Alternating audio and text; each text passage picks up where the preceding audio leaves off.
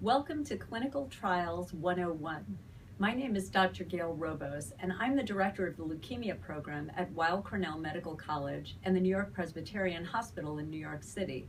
I'm also a member of the MDS CRC, or Clinical Research Consortium, and you can find out much more about MDS and the consortium and our website, Crush MDS, by going to crushmds.org.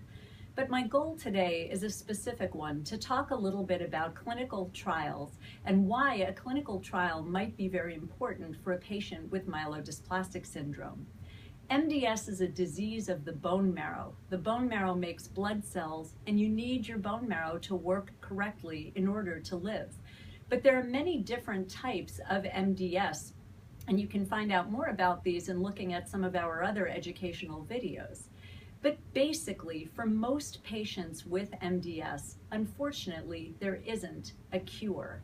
Standard therapies can make patients better, for sure. We can make blood counts get better, have fewer transfusions, and even help patients to live longer.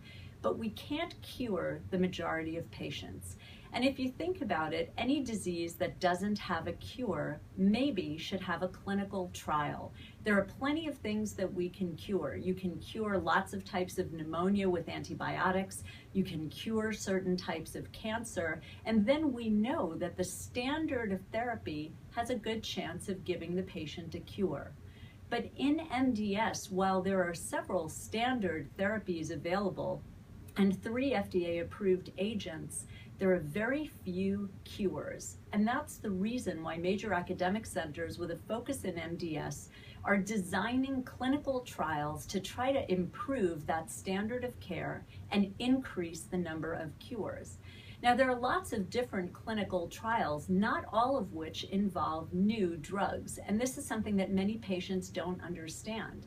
There might be a trial of a new drug, but there might also be a clinical trial to see if, for example, a different dose or a different number of days using an existing therapy might be better than what we currently think.